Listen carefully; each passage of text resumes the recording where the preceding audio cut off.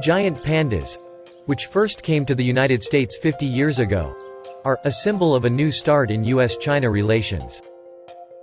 Such remarks were made by retired U.S. career diplomat Chas Freeman in a recent virtual interview with Xinhua.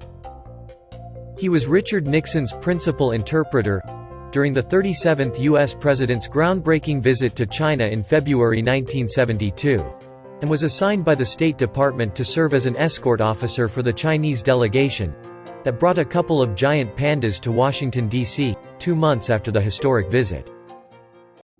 I remember it very well. I went to Dulles Airport to meet the pandas and a delegation of, I think there were 4 people, the head of the National Zoo in Beijing, 2 other people, and a foreign ministry, a guy who later was ambassador somewhere in Africa. So we took them into the zoo, the National Zoo. There was a beautifully prepared case that had been made for the pandas, green color, as I recall, very nicely done up. On April 20, 1972, First Lady Patricia Nixon officially accepted female Ling Ling and male Sing Sing at the Smithsonian's National Zoo in northwest Washington, D.C., which were gifted by China to the American people as a gesture of goodwill. Freeman interpreted Patricia Nixon's remarks at the acceptance ceremony, in which she confidently predicted a pandemonium at the zoo.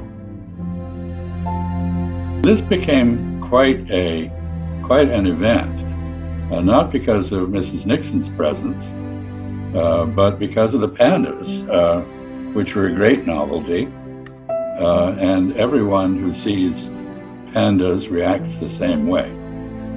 They are cute, they are lovable, they don't seem at all dangerous. You probably want to hug them, and they were very exotic. And this was a symbol of a new start in U.S. China relations. The public debut of Ling Ling and Sing Sing alone drew 20,000 visitors. The following Sunday, 75,000 people thronged the zoo and waited in a line to catch a glimpse of them. People were thrilled. And of course the zoo, the National Zoo, immediately became a much greater focus of attention than it had been. In diplomacy, sometimes you cannot cooperate directly, but you may be able to coordinate activities and work in parallel,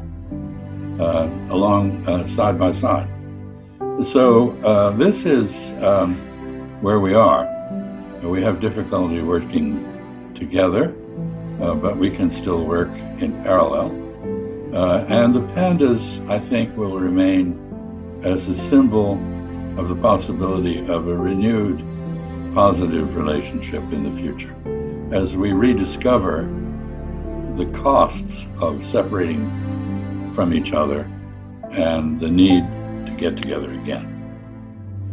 We do need to restore the basis for a respectful dialogue, which can then take up the concrete ways of improving the relationship to mutual advantage that we should take up.